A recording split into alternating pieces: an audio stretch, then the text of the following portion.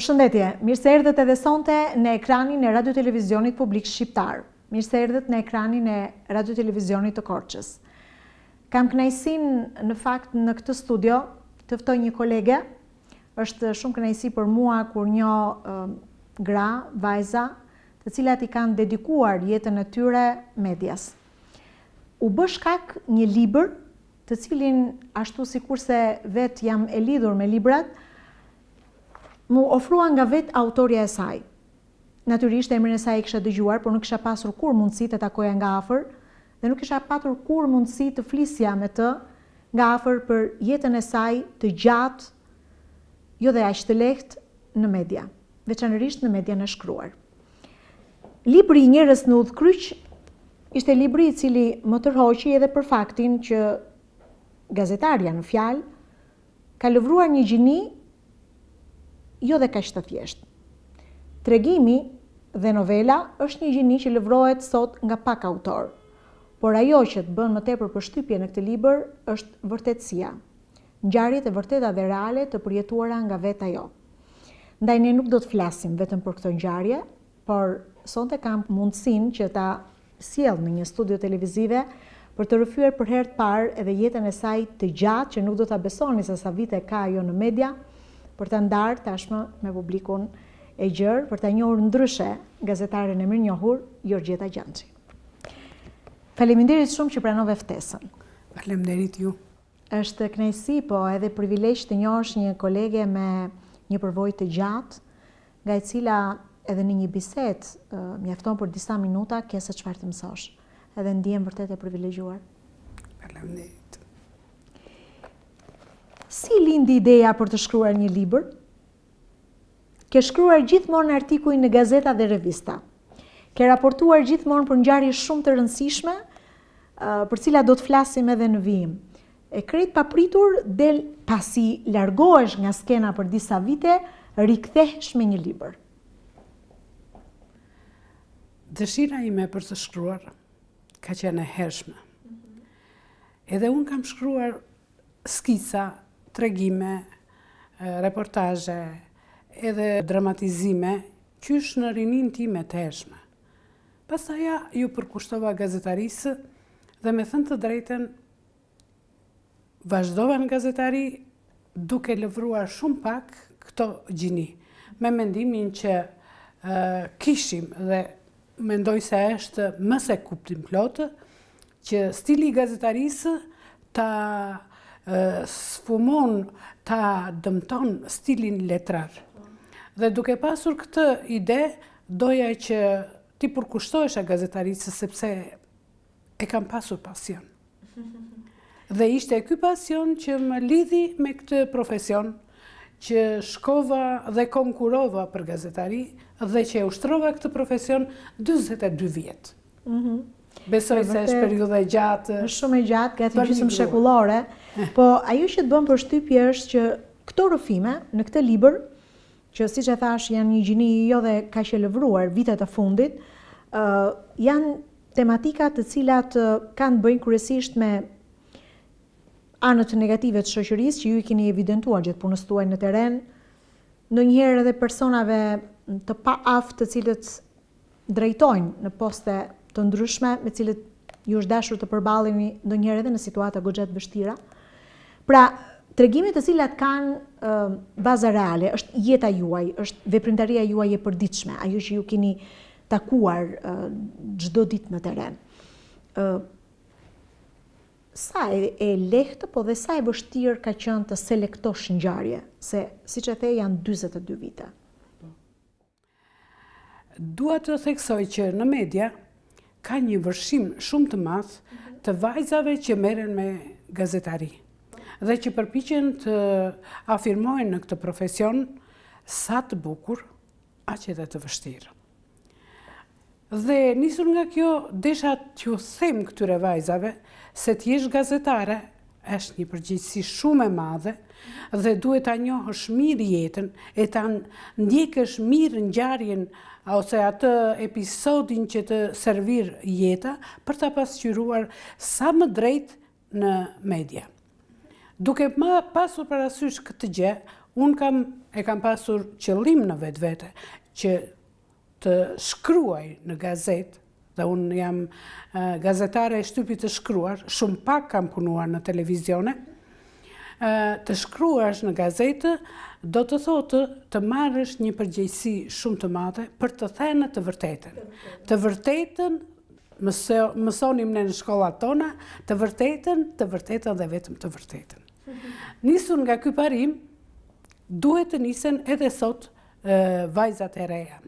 Pse zgjodha që t'ju referohem ngjarjeve? Sepse më kanë lënë shumë përshtypje. Unë jam, mund të them, nuk është përmburje, po jam një arsenal tematikash sepse i kam jetuar ato. Dhe në tërë atë arsenal tematikash, unë zgjodha vetëm disa, po janë shumë pak. Se unë kam ngjarje edhe të tjera, shumë të dimshme, shumë të domethënëse, edhe shumë emocionuse që i kam përjetuar. Kam qenë nga ato gazetare që edhe kam treguar forcë dhe dignitet në shtyp, por kam qenë dhe dhimbshur. Unë edhe kam qarë në ngjarje të veçanta. Kam zbrazur edhe xhepat kur më është dashur që të ndihmoj dike. Dhe duke u nisur nga këto, zgjodha këto ngjarje. Në këtë libër, ju keni një tregim që ja dedikoni prindërve tuaj, familjes tuaj. Dhe nëse do të njohësh deri diku një pjesë të bukur, po të dhimbshme edhe shumë emocionuese, është pikërisht ky tregim, që natyrisht na kthen tek fëmijëria juaj. Ju jeni lindur në një fshat që vetëm emrin t'ja përmendësh kupton që kanë nxjerr nga toka e vet njerëz shumë të mençur, nga luarasi i kolonjës. Dhe nga ai tregim deri diku kuptova që ju i ngjani deri diku babait tuaj, për shkak të vendimeve që edhe gjatë jetës tuaj keni ndërmarr, po edhe një buri me shumë dinjitet, që me gjithë presionin e madh për t'ju bashkuar kooperativës, ai sërish zgjodhi rrugën e drejtë në jetë. Kjo është e vërtetë. Pse e zgjodhe ta ndash këtë pjesë të familjes me një publik të gjerë? E zgjodha në kujtim të prindërve të mi. Se gjithkush thot nëna ime, baba im, dhe me të drejtë të krenohen. Por unë kam mbresat jashtëzakonshme për ta. Nuk kanë qenë njerëz me poste. Nuk kanë qenë njerëz që kanë përfituar nga shoqëria, që kanë bërë emër në shoqëri duke pasur detyra. Kanë qenë njerëz të thjeshtë, por shumë dinjitoz që të dy. Pavarësisht se në tregim ju thoni që vendin më kryesor e zë babai. Po, e zë babai. Po dhe nëna ka qenë shumë dinjitoze. Dua ta them që nëna ime ishte vajza e vetme e prindërve të saj. Dhe lindur dhe rritur në Luaras. Ishte nga familja e madhe, e ninit. Petronini Luarasin ajo e kishte xhaxha. Dhe babain e saj, ashtu si Petroninin, e vranë. Jo këtu, por ai pas helmimit të vllajt vet, u arratis bashkë me 2 kushrinj të tjerë në Amerikë dhe atje punonte e dërgonte familjes të ardhura. Edhe atje ndoqën, edhe atje i gjetën dhe i helmuan. Nuk u mor vesh se kush e bëri këtë gjë, por kuptoi që ishte dora e atyre që helmuan edhe Petroninin. Kështu që mamaja ime ka mbetur që 5 vjet jetime dhe e kanë rritur nena që shumë shpejt vdiq nga marazi, sepse humbi burin dhe ishte shumë e re, dhe veçanërisht gjyshrit. Të them që ishin familje e thjeshtë, por ishin dhe e kamur, sepse ishin familje vjetër dhe kishin mall, kishin bagëti si që ishte atere, kishin si i thonë haurin plot, edhe krahët e fuqishëm, sa ishin në moshë. Kur unë plakën, ajo detyrua që të mbetej vetë dhe të gjente një shok jete, por me kush që ai të vinte në Luaras. E u gjendë një djalë nga Orgocka që e mori këtë vendim, dhe ardhi në Luaras. Mirë po ishte një ardhje jo e pritur mirë nga fshati, sepse ishin mësuar që të rëmbenin nga çka kishte kjo familje, nga tokat, nga prodhimet, nga kullotat, nga pyjet, nga bletët, nga të tëra. Dhe u duk sikur erdhi ky dhëndër brenda dhe do t'i privonte nga këto. Sigurisht që do t'i privonte, sepse ai do ndërtonte jetën e vet atje dhe e ndërtoi atje. Mirë po, dhe e dimshme në fakt kur dëgjon historinë e prindërve tuaj se si krejt papritur një ditë gjithçka ju rëmbehet dhe dëshira ajo që prisni në fakt me shumë ankth ishte nëse do të kthej të paktën i vetmi mjet që do t'ju shërbente për të transferuar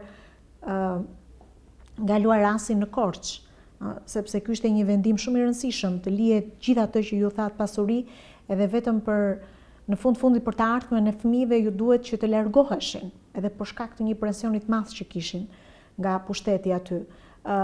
Dhe e lexova me shumë emocion kur tek dera e shtëpisë papritur kthehet mushka e shtëpisë.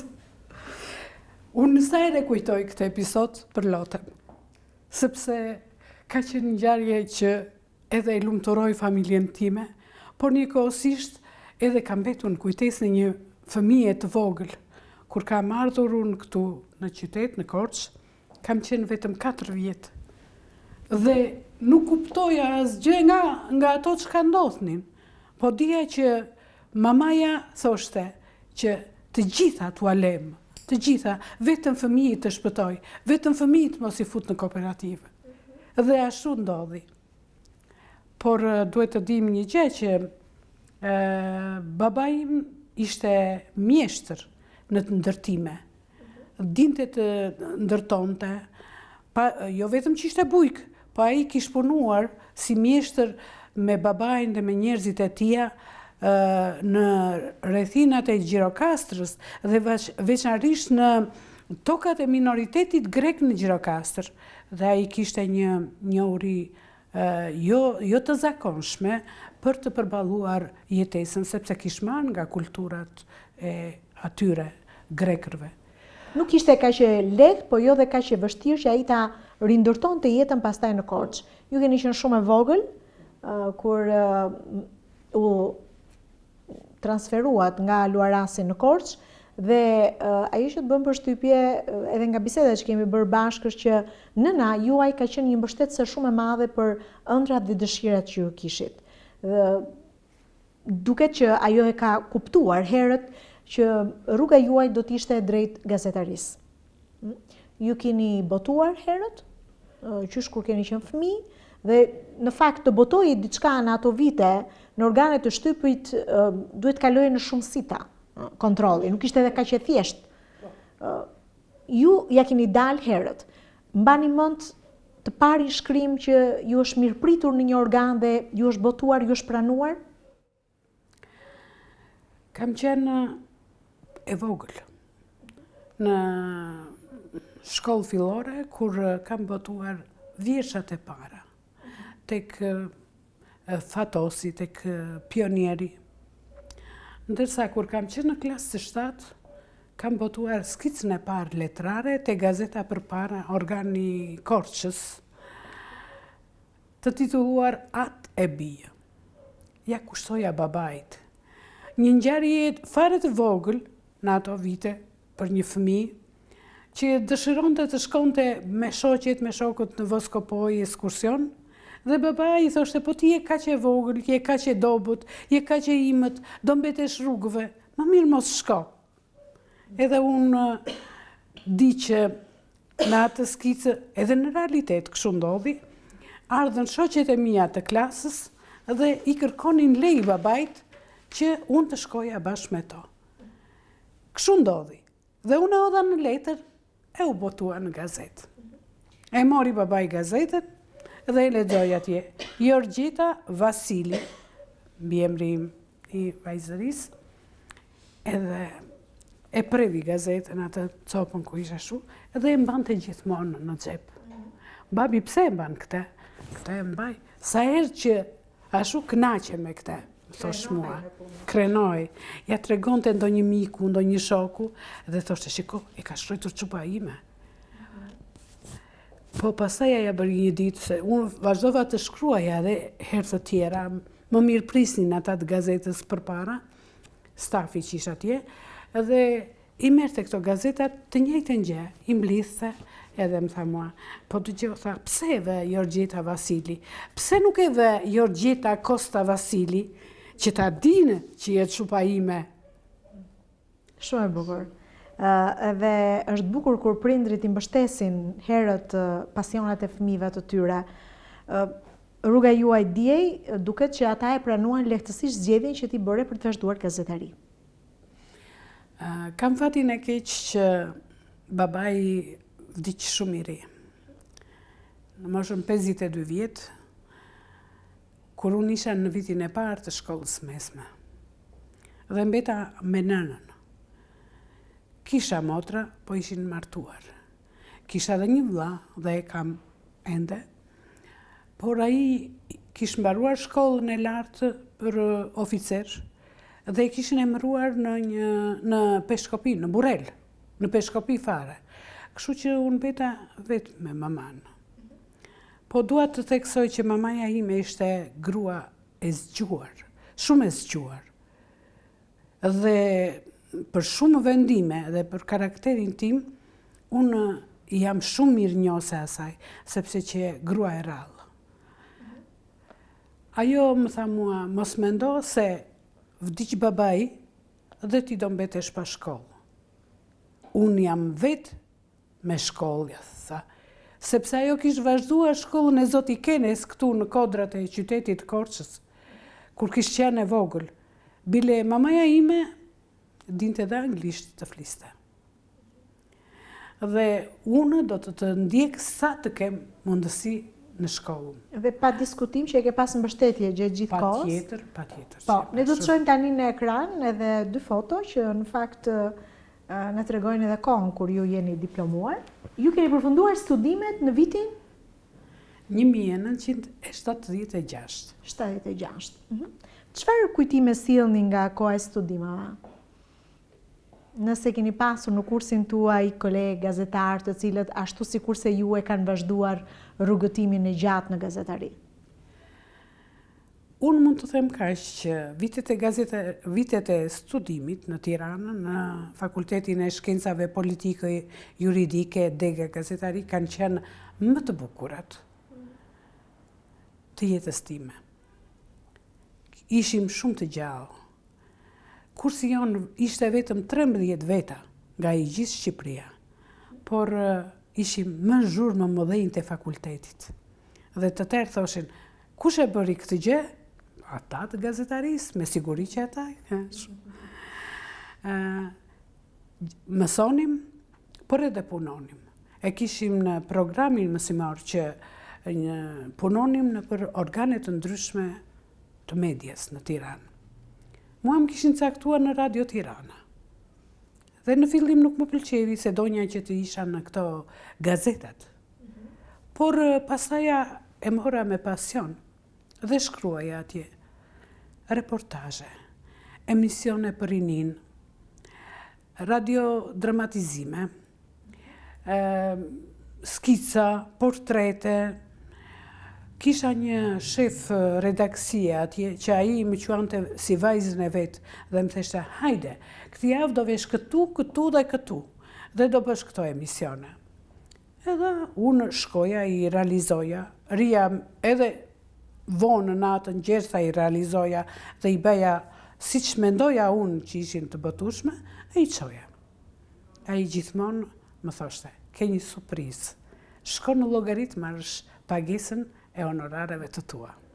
Kjo ishte një ndihmë e madhe për mua, një jetime që nuk kisha shumë të ardhura, sepse e përballoja shkollën me pensionin që më kishte akorduar shteti, por ai nuk më dilte, nuk ishte i mjaftueshëm. Dhe mund të them që kam mbaruar shkollën gjithmonë me lek në përduar. Dhe këtë ja dedikoj më shumë edhe njerëzve që mua më mbajtën të kanë përkrahur, të kanë mbështetur edhe të kanë dhënë mundësi për të shprehur aftësitë tua. Po ajo që është shumë interesante, dihet që rruga e gjatë në profesion sjell edhe vështirësitë e veta, në një moshë relativisht atëre kur ishe dhe familjare, të është dashur t'i rikthehesh në auditoret e universitetit për të kryer një fakultet të dytë. Do të shohim në ekran tani. Vazhdimi i fakultetit të dytë ndodhi pas viteve 90. Unë kam punuar deri në vitin 90 gati 15 vjet. Kanë qenë vitet të vështira për mua. Është e vërtet, ju keni punuar 15 vite si gazetare para viteve 90, duke qenë se 90 është ai kufiri që ndan dy sisteme që natyrisht ndryshoi jetën, profesionin edhe krejt mentalitetin e shoqërisë shqiptare. 15 vite dhe pas viteve 90 edhe 25 vite të tjera. Pas viteve 90 sigurisht pati ndryshime në jetën e gjithë secilit prej nesh dhe ju jeni detyruar të riktheheni në auditore. Për çfarë arsye? Ishte akoma shtypi i pushtetit. Kaloi nga një dorë pushtetarësh në një tjetër. Dhe sipas psikologjisë së krijuar në ato vite, unë nuk mund të punoja më në shtyp, sepse kisha punuar në organin e komitetit të partisë në kohën e monizmit. Në këto rrethana mbeta pa punë.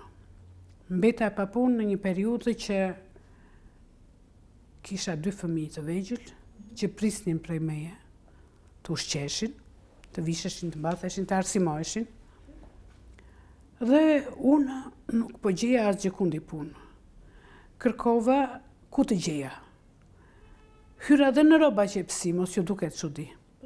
Sepse unë e dija dhe e di makinën.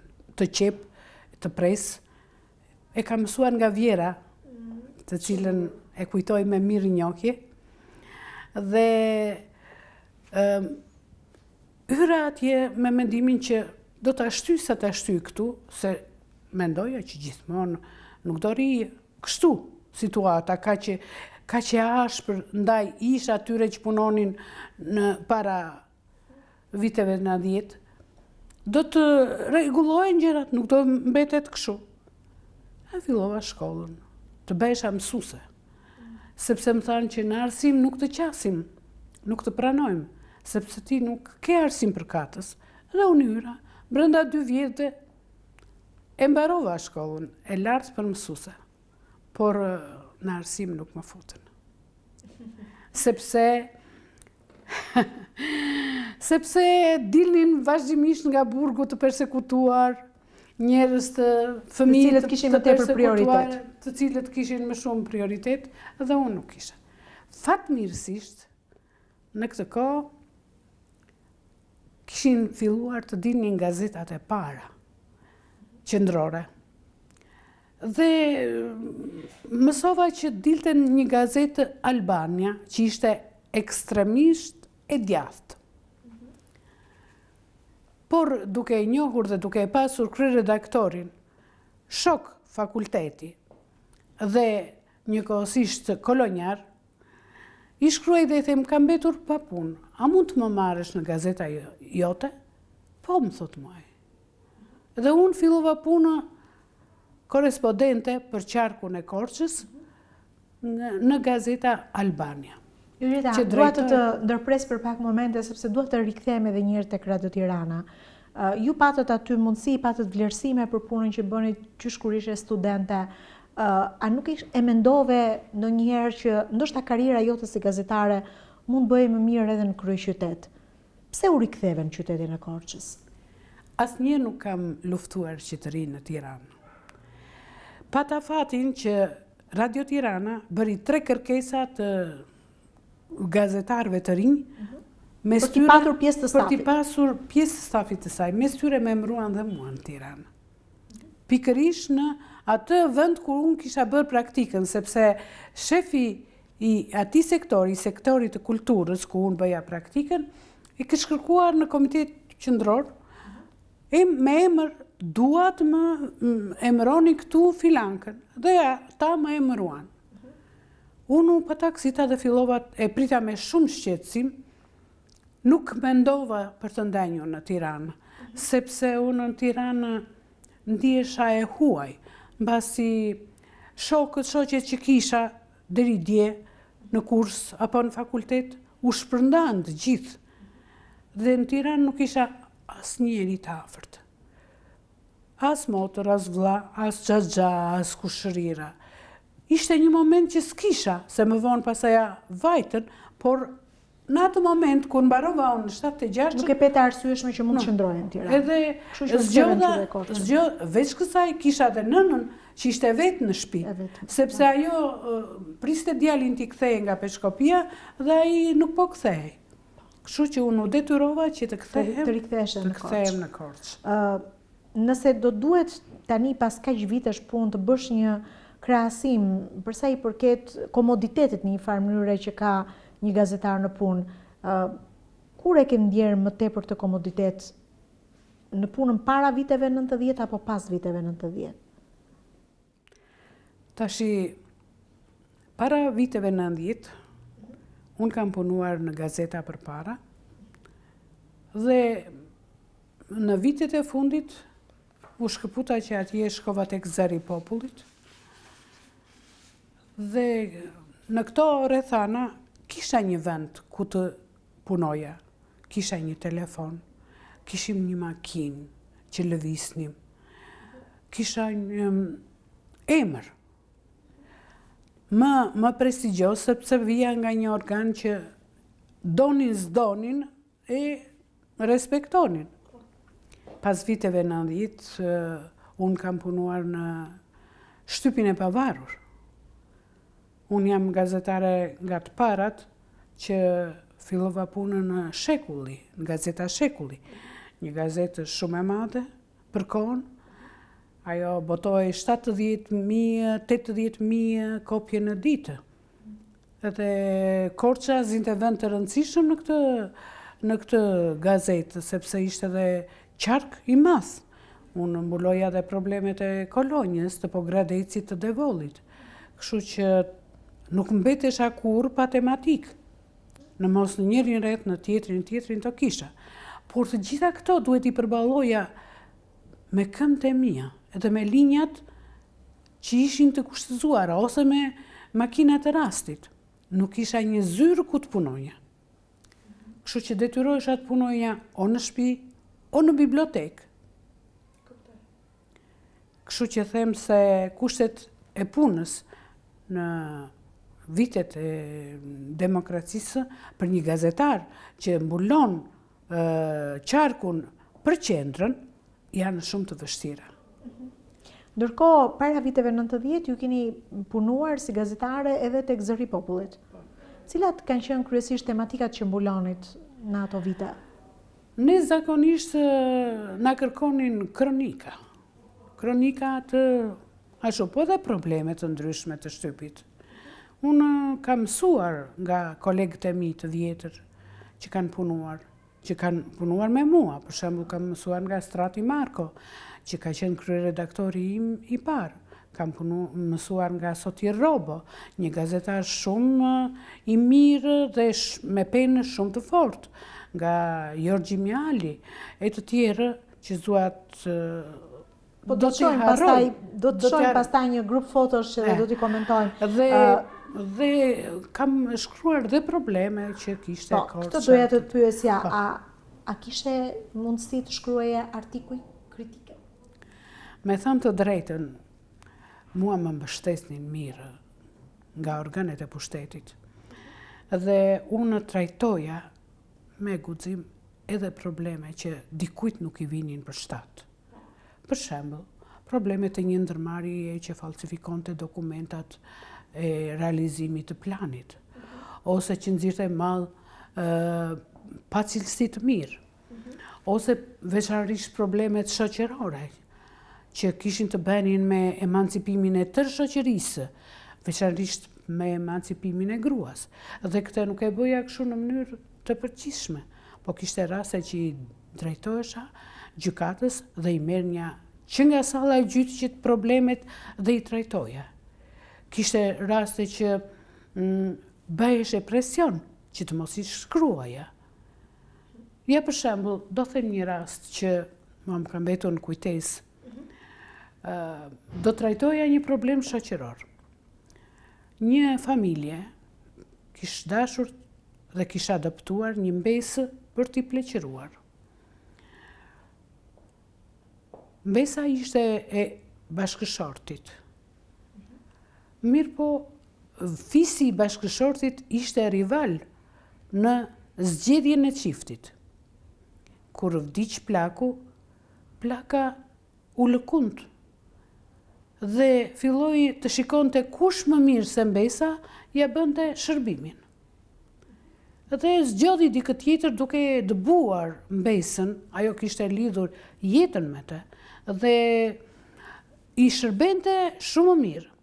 Mirë po hyri një nip edhe donte ta bënte edhe e bëri për vete plakën. Unë e mora si problem nga gjykata, sepse i kishin ngritur pa di unë jo ti, si që ndodhë në këto raste, e dëgjova gjyqin mire dhe shkova të shkruaja në zyrë.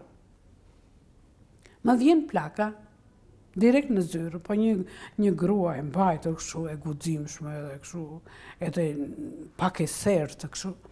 E më thotë mua, ti të shkruash kështu? I thashun, ti e nena, i thashun e familjes? Unë jam, tha.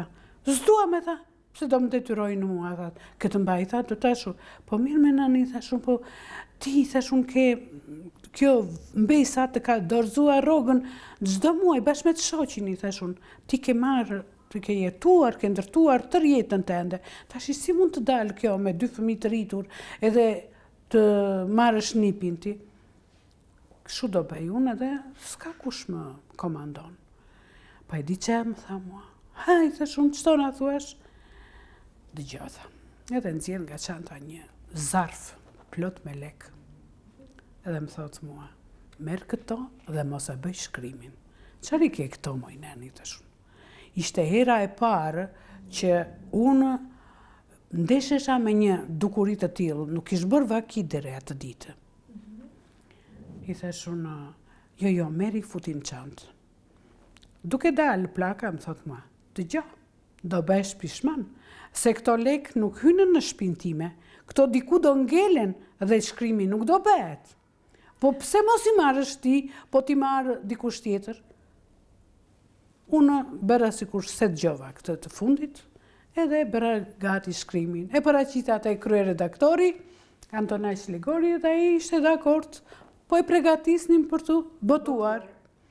Në këtë moment bje telefon nga komiteti partisë. Atë shkrimin që kështu, nuk do ta botoni. Mbetëm ne. Dikush i kish marrë lekët, dhe ne mbetëm pasaj e hoqëm, se s'kishim që bënim. Dhe artikulli nuk u botua? Nuk u botua, jo. Nuk u botua. Interesante, do më thënë edhe para viteve 90 ka pasur presionet të kësaj natyre. Do më fenomeni ka ekzistuar në çdo kohë. Ishte hera e parë dhe e vetme që mua më ndodhi që të ka ndodhur kjo situatë. Megjithatë, nga ato që përmendëm, duket që kushtet e punës kanë qenë shumë herë më mbështetëse për ju. Ne do të ndjekim tani disa foto nga, në fakt janë disa momente pune. Edhe do të kujtojmë sigurisht edhe kolegët e Jorgjetës, po pak më vonë do të ndjekim edhe një grup tjetër me foto.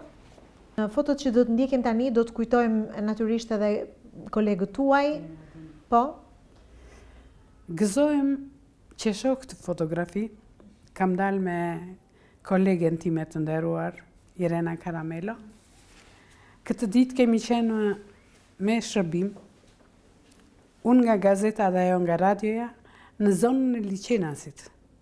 Bëhej një seminar që kishte në qendër të vëmendjes zhvillimin e kësaj zone dhe shfrytëzimin e pasurive faunës dhe të florës së kësaj zone në shërbim të komunitetit.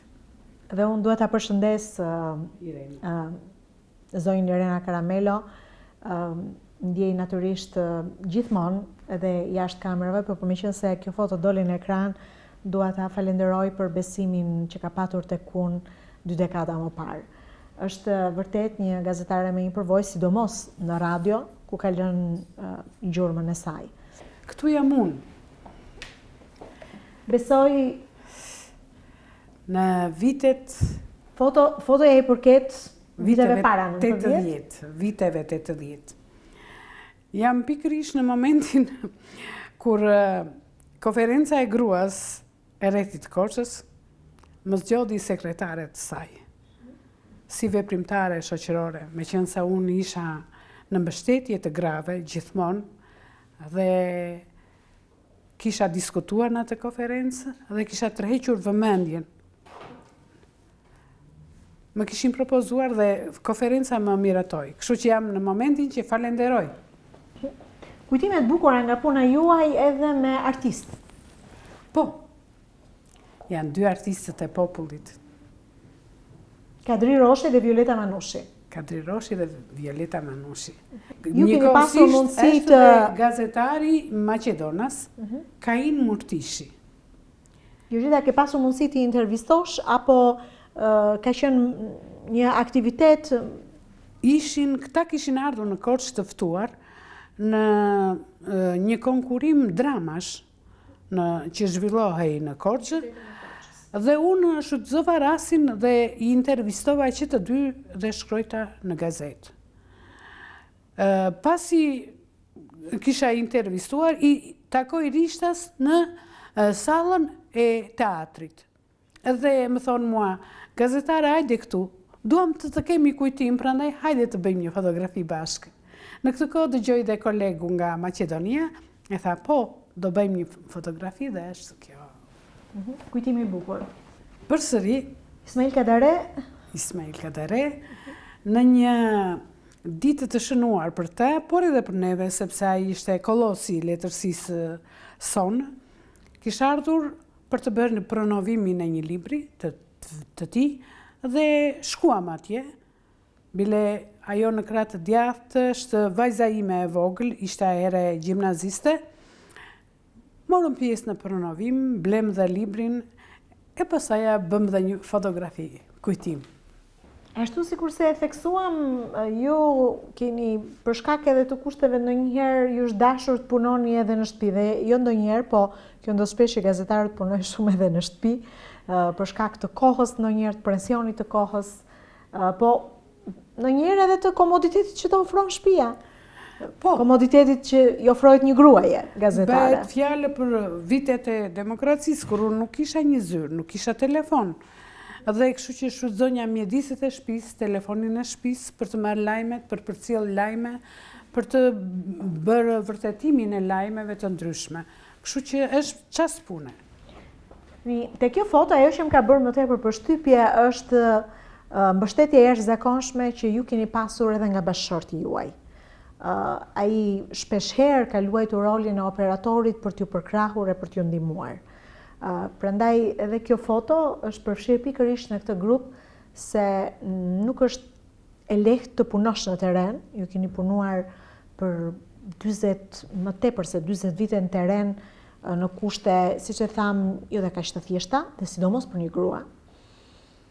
Më pëlqen kur shoh në fakt të tillë zotërinj që i mbështesin bashkëshortet e tyre. Ka qenë e lehtë apo e vështirë të punoj me bashkëshortin? Mua familja gjithmonë më ka ndihmuar në punën time. Dua të përmend ndihmën e pakursyer që më ka dhënë veçanërisht Vjera. Kur unë isha me 2 fëmijë të vegjël dhe që më duhej me orar pa orar të punoja, të rria në shtypshkronjë deri në mesnatë, deri pas mezit natës, ishte ajo që më zvendësonte në kujdesin ndaj fëmijëve. Dhe ti ishe e qetë të bëje punën tënde? Dhe unë isha e qetë dhe jam mirënjohëse dhe kujtoj me shumë respekt dhe mirënjohje, sepse ka qenë grua e rrallë. ka qenë gruaja e rrallë. Dhe po kështu ndim edhe bashkëshorti. Edhe bashkëshorti. Bashkëshortin këtu e kam në rolin e operatorit në vitet që punova në televizione. Po bashkëshortin unë e kam pasur konsulent të punës time. Për çdo problem të vështirë që kisha, sepse duke u ndeshur me shumë probleme, me shumë njerëz, me dukuri nga më të ndryshmet, me presione, me tëra, unë e kisha mbështetje. E kisha mbështetje, edhe me mendim, edhe me prani të tia. Kështu që është dhe merite e tij që unë eca në profesion. Jorgjit, ju keni punuar si gazetare te Gazeta Përpara, te Gazeta Albania, Gazeta Shekulli, tek Gazeta Panorama, kanë qenë në fakt gazeta të cilat ashtu sikur se theksuan pak më parë, tirazhi i tyre ishte gjithmonë në rritje dhe ishin ndër gazetat më të lexuara, më të kërkuara në treg, tek revista Spektër, tek televizioni Klan, tek televizioni Alsat, televizioni A1, nuk e di nëse harova ndonjë televizion tjetër, si arrini ta menaxhonit punën tuaj, se ju është dashur në të njëjtën kohë edhe të shkruani, po edhe të raportoni për televizionet, që natyrisht e kanë kohën gjithmonë duhet të jesh duke vrapuar, duke sjell lajmin në kohë reale. Ishte ngarkesë e madhe pune. Por me rinin, me pasionin, me mbështetjen e familjes, me mbështetjen e kolegëve, me konsultimet që kisha me njerëz, jo vetëm bashkëshortin, por edhe me njerëz të tjerë që i mbaja pranë vete si bashkëpunëtorë, ja arrita të përballoja të gjitha të ngarkesë. Dua të theksoj këtë, duhet përballuar ngarkesa, por edhe me cilësi, sepse shtypi shkruar është një provim i përditshëm për një gazetar. Ajo lexohet për një kohë të gjatë nga lexuesit dhe ndërkohësisht edhe komentohet. Është ndryshe nga televizioni që fjalët fluturojnë. U thanë njerë, edhe në radio, fjalët fluturojnë edhe u thanë njerë dhe pastaj jo e tha kështu, jo e kishte kështu, jo e kisha kështu, nuk merret vesh. Kurse gazetën të vjen tjetri dhe ta tund përpara fytyrës dhe thotë, çfarë nuk e bërë kështu? Kështu që unë isha e detyruar që ta përballoja këtë ngarkesë. Jam ndeshur edhe me gjyqe. Më kanë hedhur edhe në gjyq.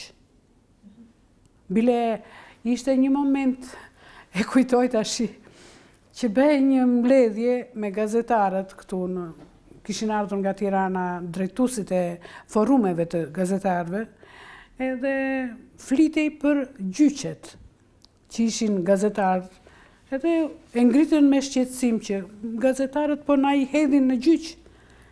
Edhe unë që nga vendi kështu siç isha, e lëshova një batutë.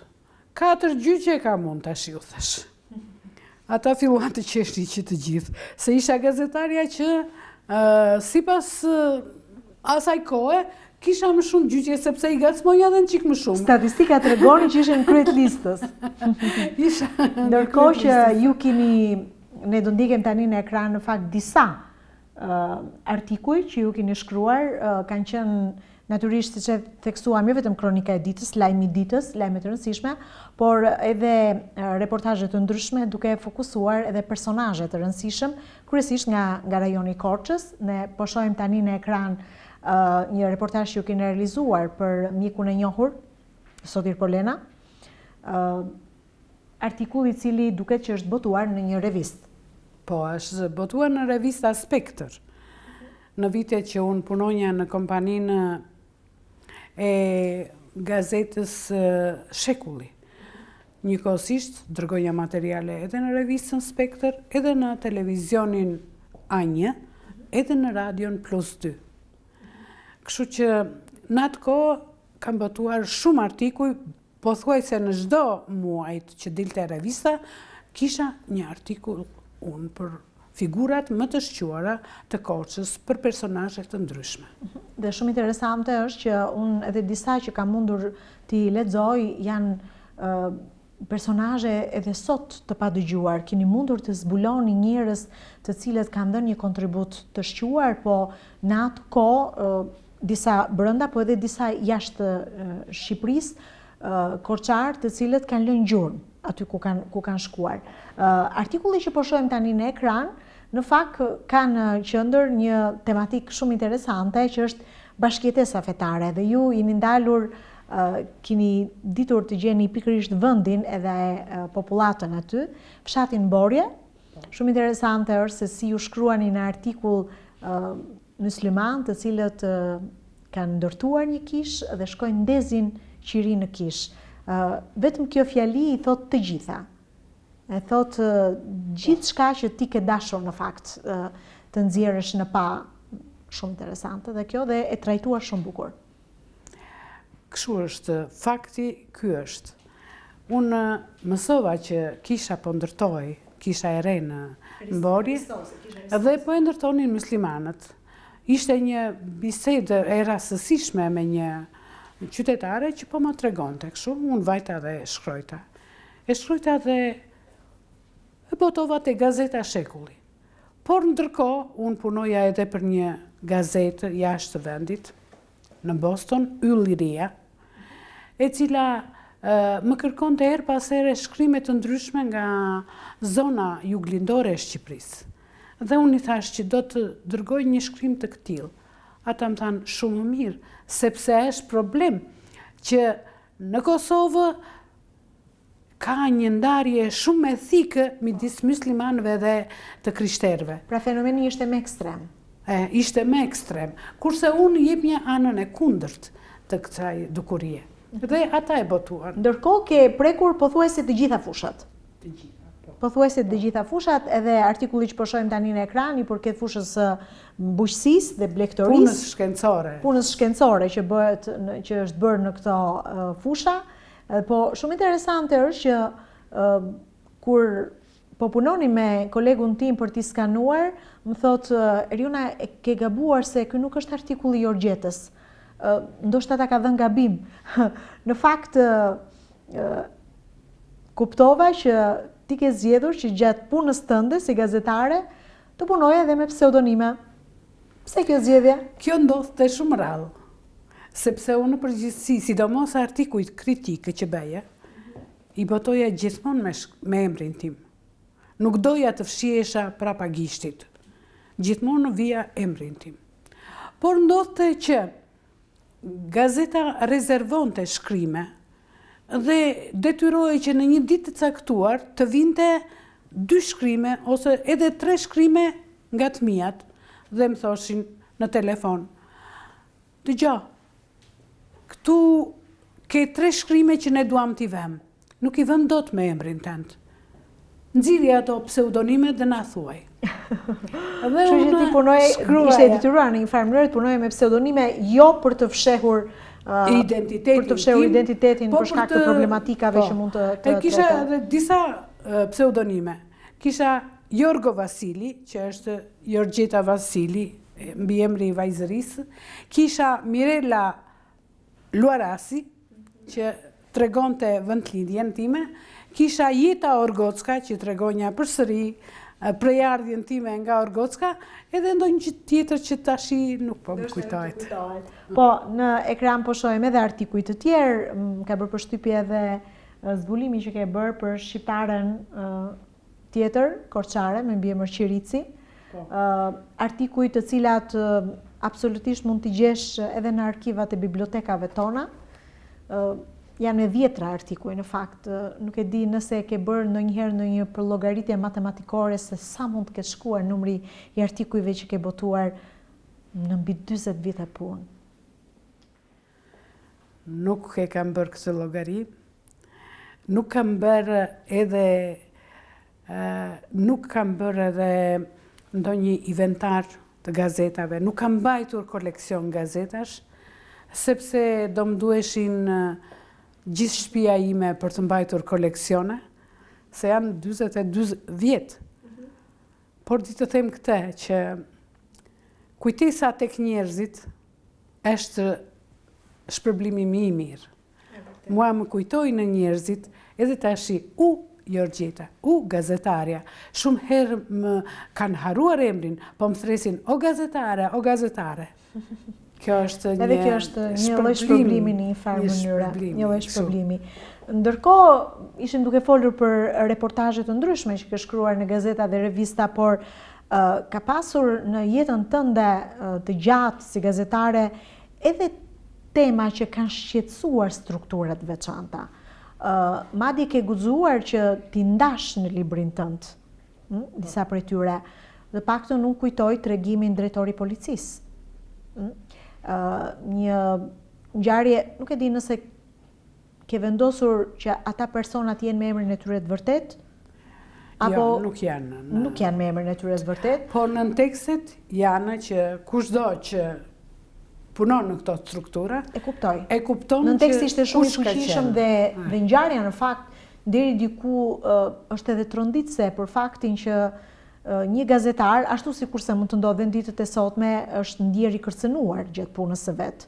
Dhe jo vetëm, por ndonjëherë ndjen të kërcënuar edhe familjarët, edhe ata që i përkrahin në punën e tyre, dhe kështu ka ndodhur, ndoshta në ato vite dukesh pak e pabesueshme, vitin 97, një vit shumë i trazuar për gjithë shqiptarët, për ata që e kanë përjetuar, po duket që ka qenë po kaq shqetësuese edhe për ju si gazetare, ndoshta edhe për kolegët tuaj. Jorgjet, e ke menduar ndonjëherë që kur ndodhesh në situata të tilla, se kush do ta marr librin do ta kuptoj dhe do ta lexoj, të heqësh dorë nga profesioni, domethënë ty të kanë kërcënuar edhe me jetë? Asnjëherë nuk më ka shkuar ndërmend që të le profesionin. Bile mua më kanë propozuar detyra, flas për vitet e diktaturës, detyra të rëndësishme, poste drejtuese, se duke qenë grua aktive, edhe si gazetare, edhe si veprimtare shoqërore, edhe si aktivizuar në jetën shoqërore, më kanë afruar në 3 raste detyra të ndryshme. Bile ka qenë një kërkesë e një funksionare të lartë të Komitetit Qendror që donte të më merrte edhe në Komitetin Qendror në Bashkimin e Grave të Shqipërisë, bëri kërkesë. Ti ke zgjedhur gjithmonë punën në teren. Unë i thash që nuk largohem. Dhe nuk mund të largohesha nga Korça. Nuk mund të largohesha në kushtet që kisha. Nuk mund të lija familjen, nuk mund të prishnja rehatin dhe qetësinë e nënës së shtëpisë, e cila kurse si nuk do të lëvizte nga Korça.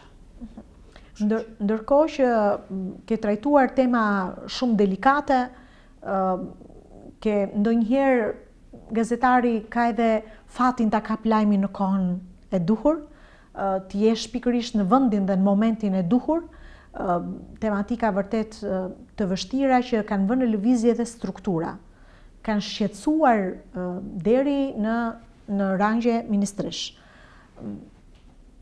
Në këto momente kur ke kapur lajmin, ke arritur të përballesh me të vërtetën. Sigurisht ka trazuar jetën tënde, të familjes tënde, të është dashur ballafaqime shpesh herë. Sa herë ke dështuar? Unë them se nuk kam dështuar asnjëherë.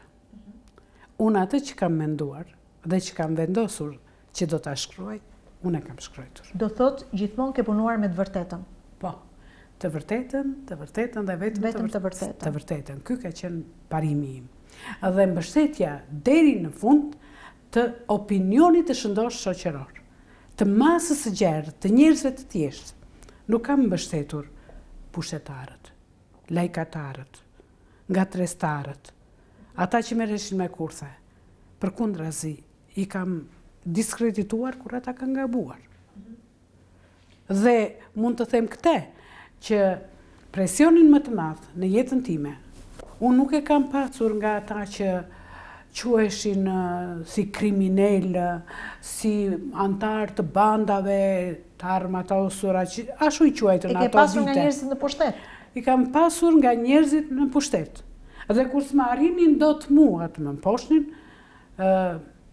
vepronin mbi njerëzit e familjes time, mbi burrin tim. Të gjithë i sollën në qytet, kurse buri im vazhdonte të punonte në fshat. Në fshat. Pse? Sepse ishte buri im.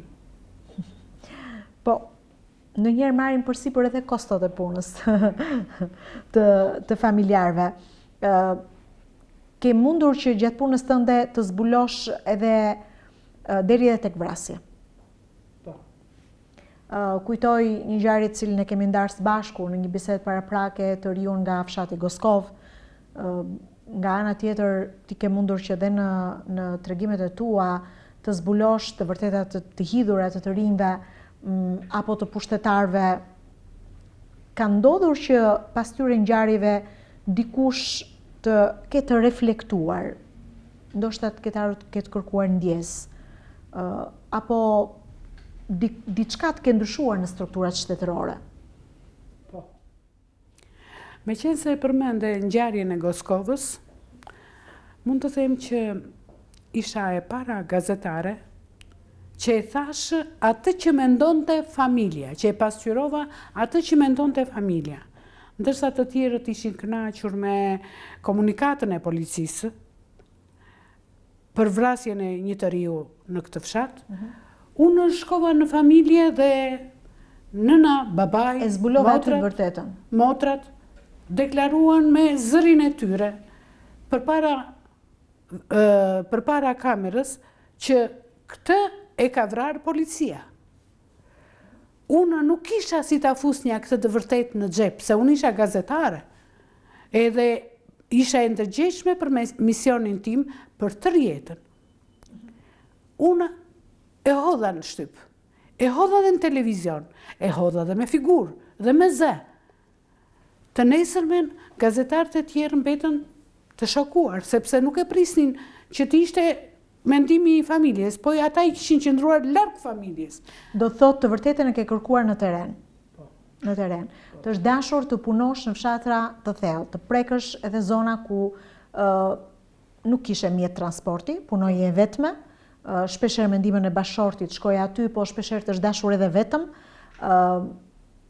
Ka ndonjë fshat që nuk e ke shkelur? Jo, nuk ka. Nuk ka. Bile dhe cam që më kishin mbetur kur punova ca 2 vjet në një gazetë komuniteti, quaj ajo gazetë, kisha plot fshatra që s'kishin çelur, po që do t'i që nga ato fshatra kishit burgosur dhe unë, pasqyroja jetën e tyre me gabimet dhe me vuajtjet e tyre dhe të familjeve në kushtet kur ata ishin duke vuajtur dënimin. Ka një anën njerëzore të problemit, se unë nuk mund ta merrnja në mbrojtje X vrasës apo ajdut apo narkoman apo nuk mund ta merrnja në mbrojtje. Përkundrazi isha kundër këtyre dukurive, por ama edhe ata janë njerëz. Dhe unë pasqyroja anën njerëzore të tyre. Anën njerëzore të tyre dhe veçanërisht vuajtjet e familjeve që ishin në varfëri ekstreme. Për shembull, mund të sjell një shembull. Shkruajta për një të burgosur nga fshati Mollas i rrethit Kolonjës. Ai ishte i dënuar me 5 vjet sepse ishte marrë me kontrabandë droge. Por në shtëpi kishte lënë nënën dhe 2 fëmijët, se gruaja i kishte vdekur nga një sëmundje e rëndë. Nëna ishte e smurë përsëri dhe ajo me një sëmundje të rëndë. Dhe kujdesej për niprit. Ndërkohë, unë vajta dhe i pash edhe niprit edhe gjyshen. Dhe shkrojta, anën njerëzore, se si kjo grua, plakë, me kancer, thoshte, ti shtyj ditët, ti shtyj sa të mbaroj djali burgimin dhe të vijë, pastaj të vdes. Qatë ditët të vdes, vetëm të arrijë që ajo të lirohet. Ke pasur mundësi të takosh shumë njerëz, se sigurisht disa prej tyre ngelen në mendje dhe që kjo gazetë shkoi tek presidenti. E lexuai presidenti dhe menjëherë dha një urdhër që t'i faleshe dënimi i mbetur, edhe ai u kthye pranë familjes. Ky ka qenë lajme tilla ndikojnë satisfaksion shumë i madh për familjen, po edhe për mua. Po edhe për ty sigurisht se fal këtij shkrimi kanë patur impakt tek njerëzit. Ndonjëherë ngjarje të tilla edhe ndryshojnë rrjedhën e jetës të njerëzve. Po ndërkohë ke punuar vetëm, të dashur të punosh shpeshherë edhe me kolegë, të marrësh lajme për tyre, të japësh lajme, pra të shkëmbeni, se ndodh kështu mes kolegësh. Tani do ndjekim një grup fotosh, ku do të njehemi me disa prej kolegëve, nuk e di nëse i kujton këshillat e para, përmendëm pak më parë diçka, po këshillat e para, kolegët e parë me të cilët ke punuar. Po, me shumë respekt, Bile. Kujtoj Strati Markon, kryeredaktorin e parë të gazetës përpara, që kisha unë kur u emërova si gazetare. Aja e merrte shkrimin tim dhe më thoshte, po, mire ke, po ma lirë qik mbi tavolinë mua, dhe unë e lija atje. Aja e lexonte me vëmendje dhe bënte shnime në frazat e mia, në fjalët e mia. Dhe pastaj aja jepte daktilografistes, e rishtypte Gjina Raidi dhe e dorëzonte. Unë e merr një kopjen e shefit, e kryeredaktorit, e lexonja dhe shikonja pse e ka bërë këtë, pse e ka bërë këtë, pse e ka bërë këtë, ngulitesha që të kuptoja kush ishte esenca e ndryshimeve që ai më kishte bërë. Që kjo të mos ndodhte në shkrimin. Që kjo të mos ndodhte në shkrimet që do të vinin më mbrapa. Mirë, njohim disa nga kolegët tuaj? Këtu kam qenë në një aktivitet kulturor. Janë disa nga shkrimtarët tanë të rrethit të Korçës, midis tyre Evangjur. Është dhe shkrimtari tashmë i mirënjohur Kristaq Cuculli, dhe unë jemi duke diskutuar për një problem kulturor.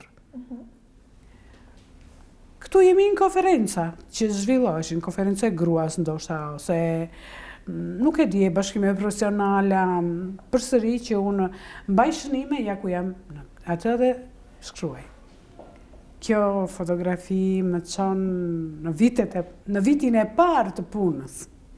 Është kryeredaktori Strati Marko, që e kujtoj me mirënjohje. Janë kolegët e mi Zenela Nxhaku dhe Kostaj Gjuka, që janë bashkëkohës të mitë, me të cilët kam punuar shumë vjetë. Ne përmendëm pak më parë në fakt që ju keni punuar edhe për revista dhe gazeta jashtë kufive shqiptar.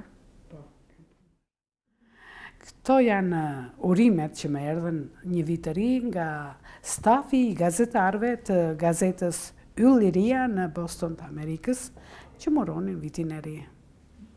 Ja dhe stafi i gazetës, që ma dërguan për atë. Këtu jam me dy kolegë, Kain Murtishi në Maqedoni dhe Resmi Çorbaxhi, gazetari gazetës Koha Jonë në atë kohë. Unë isha e Shekullit, ai ishte e Koha Jonë. Ishin dy gazetat më të mëdha, me tirazhin më të madh, dhe kishim vajtur në Maqedoni për të marrë pjesë në një aktivitet të shoqatës së gazetarëve. Këtu jemi shumë vonë. Jemi mbledhur për të festuar ditën e shtypit.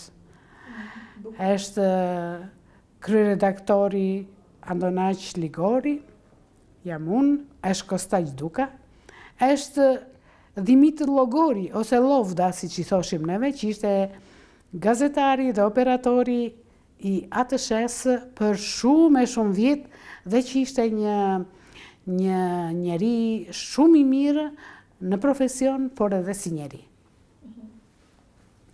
Këtu jemi me një grup gazetarësh. Përsëri gjatë aktiviteteve që organizonte shoqata e gazetarëve. Kthehemi pas në kohë sërish. Edhe këtu gazetarët janë. Kuptohet, kemi Donikën tuaj, Donika Tele. Është maqua i ATSH-s, është sekretarja e Komitetit të Partisë Filareti Baçi, unë, është një veprimtare tjetër e organizatës së gruas, Vasilaj Qikopani dhe Kostaj Duka. Jurgjita, a ka miqësit vërtet në mes gazetarëve? Unë do të thoja që ne kemi pasur një miqësi të vërtet mes tonë. Jo vetëm miqësi, por edhe bashkëpunim, edhe mirëkuptim, edhe mbrojtje të njëri tjetrit. Kur ndodhte për shembull që hidhej në gjyq X gazetar për një shkrim që kishte bërë, edhe gazetarët e tjerë në organet e tyre botonin të njëjtin shkrim me qëllim që kur të vinte me qëllim që kur të vinte puna për të gjykuar, gazetari të mbrojë, po kjo është një e vërtet. Nuk e pasqyrova vetëm unë, e pasqyruan dhe gazetat e tjera, ja ku janë gazetat e tjera. Dhe në këto kushte thoshin këta, po si mlidhen këta kokra më vete, si mlidhen dhe na bëhen blof neve. U të përshtypje dhe mbronim njëri. E bëra këtë pyetje sepse duket që sikur ndonjëherë krijohet përshtypja që bota e medias është një botë me një ego deri diku kalon pak kufit. Po ka edhe elemente veçantë që kalojnë kufit, kalojnë caqet. Por ama vend der ku vend dhe përsëri ktheheshin të paktën. Tash unë nuk e kam parasysh se si punohet me ju, por ne vinin der ku vinin e pasaj theshin hajde të pim një kafe, ose na gjenin kur ishim duke ullur në një kafene, do bashkojmë edhe unë me juve. Edhe, ka që shkrin të akulli. Kuptoj. Ju keni patur mundësit punoni për pak kohë edhe në institucionin tonë, në Radio Korça. Ju është besuar? Telereportazhi. Jo telereportazhi, se atëre nuk ishte televizion, radio reportazhi. Ishte një emision që kishte reportazhin e mirëfillt artistik. Por gjërat të ndryshme që pasqyronin realitetin. Këtë emision e mbante më përpara Andon Mara, një gazetari vjetër edhe krijues, për cilin unë kam pasur dhe ruaj respekt, sepse ka qenë shumë i talentuar, por ka qenë edhe një bashkëpunues dhe mik i mirë. Po kështu keni patur mundësi paralelisht të punoni edhe në qark. Cili ishte pozicioni juaj aty? Unë atje isha zëdhënëse e shtypit e qarkut. Dhe njëherë në muaj votoj gazeta e qarkut, ku pasqyroj veprimtaria e Këshillit të Qarkut, por edhe komunave dhe bashkive të gjithë qarkut. Qarkut të Korçës. Po, merr një pjesë në mbledhjet e tyre, pasqyronja problemet që diskutonin, zgjidhjet që jepnin, edhe çfarë duhet bërë në të ardhmen kështu. Gjithmonë duke reflektuar punën, duke pasqyruar punën e tyre. Mirë, Jurgjita, ju tashmë keni 8 vite që jeni shkëputur nga fusha e gazetarisë. E ke menduar ndonjëherë rikthimin? Unë u shkëputa nga gazetaria dhe nga profesioni dhe nga gjithë jeta aktive e një gruaje si që isha unë, për arsye familjare, sepse mu smur rende bashkëshorti, dhe i shërbeva atia për periudha shumë të gjata, për vite. Në këtë kohë, lidhja ime me shtypin u ndërpre fare, sepse edhe kurimin e ndoqja më shumë në Itali, se sa në Shqipëri. Kështu që është dashur të largojeni nga Shqipëria dhe të jeni larg të përditshmes, larg kronikës. Kur humba bashkëshortin, pata propozime nga televizionet që të rifilloja, por unë në atë kohë kisha mbushur edhe moshën për në pension dhe preferova që të stopoj punën time, duke menduar të punojnë të rinjt, të lem mundësin që dhe ata të punësojnë. Ishte koha kur bulevardet zjenin nga të rinj edhe të reja që kërkonin punë. Ju jeni pjesë e të vetmes ndoshta enciklopedi që shkruar në Shqipëri, duke identifikuar jo pak, po gati 500 gazetarë në Shqipëri. Që nga rilindja dhe deri në ditët e sotme. Në viti 2005 kur është botuar enciklopedia. Do të shohim edhe fotot. Jurgjeta, si u ndjet kur e gjetët emrin në këtë enciklopedi? Patyshim që ishte një vlerësim që më bë nga hartuesit e enciklopedisë, të drejtuar nga profesori imi i Universitetit Hamid Boriqi, profesor doktor, i cili kishte menduar që nga gazetarët e Korçës të më merrte mua dhe të më përfshinte në enciklopedi. Po dua të them që kishte edhe të tjerë që e meritonin këtë vend. Nuk e di nga cilat gjëra u nisën që më morën vetëm mua. Unë mendoj që në perceptimin tim, edhe për faktin që je grua, ti je grua në gazetari nuk është kaq e thjeshtë. Ti je bashkëshorte, ti je nën, ti je edhe gjyshe, dhe të kryesh profesionin në mënyrë më rigoroze të mundshme, nuk është kaq e thjeshtë. Është shumë e vështirë, të kërkon si grua të ruash ekuilibret në familje, por natyrisht të kesh një suport dhe një mbështetje të jashtëzakonshme, e para nga njeriu që ke në krah, pastaj edhe nga fëmijët, të cilët duhet të mirë kuptojnë në profesionin që ke zgjedhur, sepse besoj të është dashur shumë herë që të qëndrosh larg vajzave. Po, kjo është e vërtetë. Unë gjithmonë kam pasur mbështetje të familjes, e thash dhe pak më parë. Je penduar ndonjëherë, Jurgjeta, që nuk e qenë me to, ndoshta edhe në momente kur duhet ishe. Ndonjëherë fëmijët janë në disa periudha të jetës së tyre shumë delikate ku ne si nëna duhet t'ju qëndrojmë pranë. Ke ndonjë peng në jetën tënde?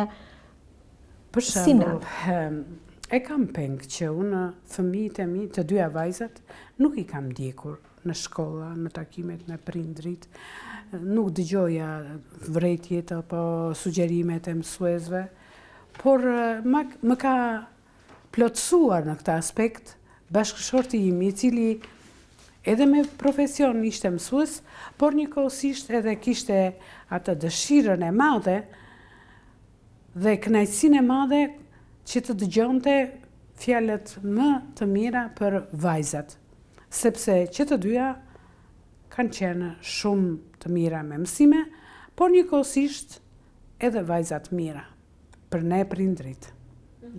Ja këtu për shembull jam me vajzën e vogël, në kohën që ajo sapo ishte diplomuar dhe priste që të fillonte punë. Ajo jeton, punon në Itali dhe duke qenë se luftoi shumë për shkollën, mbaroi dhe doktoraturën për Cili është profesioni që ajo ka zgjedhur? Ajo studioi për shkencat politike. Shkenca politike. Mbaroi masterat, të 2 masterat, pastaj vazhdoi dhe doktoraturën, të cilën e kreu gjysmën në Itali dhe gjysmën në Amerikë, në Washington, në një universitet shumë të mirë atje, dhe tashi punonjëse në Ministrinë e Punës dhe Çështjeve Sociale të Italisë. Të Italisë. Ndërkohë je edhe një gjyshe e lumtur, e rrethuar me mbesa, me nipër. Është kënaqësi e veçantë. Dhe ke kontribuar në rritjen e tyre? Patjetër që kam kontribuar, sepse ata janë gëzimi i jetës time, tashi, dhe më japin shumë kënaqësi. Sidomos pas humbjes së bashkëshortit. Sidomos pas humbjes së bashkëshortit, më japin shumë kënaqësi, se me thënë të drejtën, mësojnë mirë, sillen mirë, janë shumë të dashur me mua. Kjo është familja e madhe, e quaj unë, jemi që të gjithë, për jashtë bashkëshortin që mungonte. Këtu jam me vajzat e mia në shkallët e shtëpisë. Kur ato ende ishin vogla edhe ndoshta Ka pasur një moment që ke qenë edhe në shtëpi. Kanë qenë studente këtu. Duket ndonjëherë sikur një grua gazetare nuk gjen kohë për të qenë asnjëherë në shtëpi. Jo. Jorgjeta, tani ndoshta ke pak më tepër kohë, megjithëse kohën tënde e zen një prit, për kujdesja që ti ke për ta, edhe për dy mbesat e tua. A i ndjek median sot? I ndjek më shumë nëpërmjet internetit, nëpërmjet laptopit, por edhe në televizion. Gazetat i lexoj në kompjuter. Ndoshta ndodh që një ditë dy të mos e lexoj, por të paktën do të jetë sytë në faqen e parë të kryeartikujve, dhe kur kam interes për ato tema që shkruajnë, mundohem ta gjej. A ka sot gazetar të mirë? Do më falësh, por nuk mund të shprehem për këtë. Të kthesh përgjigje. Sepse jo se nuk ka. Ku gabojnë sot më shumë gazetarët? Por unë jam larg dhe nuk i ndjek dot gazetarët. Ku gabojnë sot më shumë gazetarët? Unë do të thoja që më shumë gabojnë në shmangjen e problemeve të rënda sociale që ka Shqipëria sot, populli, njerëzit e thjeshtë. I shmangin këto probleme dhe merren me gjëra çikërima, me gjëra që s'u hapin telashe, që rrogën fare lehtë mund ta marrin duke pasqyruar që ka plera rruga apo s'ka plera, iku makine e plerave apo jo, ka trëndafila, ka lulishte, ka gjëra të tilla dhe shmangin atë që s'ka fronte pune, që shtëpitë e vjetra në disa raste po rënohen, që njerëzit po shkojnë, po largohen, që të rinj të shokët e tyre po largohen. Pra këto janë probleme që duhet të pasqyrohen. Të pasqyrohen, po edhe t'i vesh një çik përpara përgjegjësisë, edhe pushtetin, edhe biznesin, edhe me qëllim që të paktën sikur të tërë të bëjnë nga një çik gjëç të lëvizë përpara. Nuk them se nuk lëviz, por ama gazetari i mirë duhet jetë qytetari i mirë. Të jetojë me problemet e qytetit dhe t'i pasqyrojë ato. Cili është gabimi që nuk duhet ta bëjë në profesionin e tij një gazetar? Kurse si disinformacioni. Disinformimi. Kurse. Jorgjeta, ndihesh sot e vlerësuar pas më tepër se 40 vitesh punë? Unë ndihem e vlerësuar nga njerëzit të cilët i kam pasur të njohur, ose më ka njohur profesioni dhe më vlerësojnë për atë që unë kam pasur, ka njerëzit e thjeshtë. Ndërsa për konjunkturat politike, edhe pushtetar dhe kështu, nuk ndihem e vlerësuar dhe nuk dua të ndihem e tillë, sepse unë nuk u kam përkitur atyre. Unë kam shkruar për njerëzit, për qytetin, për problemet e qytetit, të Korçës, të 4 rreteve të Juglindjes, dhe kam ngritur zërin që pushtetarët të lëviznin më shumë nga karriget e tyre. E megjithatë, vlerësime ke marrë. Je vlerësuar me çmimin e karrierës? Po, në vitet e fundit të punës. Një çmim i cili të është dhënë për kontributin e çmuar dhe veprimtarinë e pasur në vite, në gazetarinë e shkruar, dhe je ndër të paktat gra që ke dhënë një kontribut shumë të madh në gazetarinë e shkruar, pavarësisht se ke dhënë kontribut edhe në median vizive. Gjithsesi ti do të mbahesh mend si Jorgjeta Gjançi, ajo gazetarja që vraponte në terren edhe e sillte lajmin tek shtypi i shkruar. Po, kjo është e vërtetë. Një çmim tjetër të është dhënë më herët, në fakt. Nga presidiumi i Kuvendit Popullor, në kohën e sistemit kaluar, ishte një vlerësim që mua më erdhi që 2-3 vitet e para të punës time.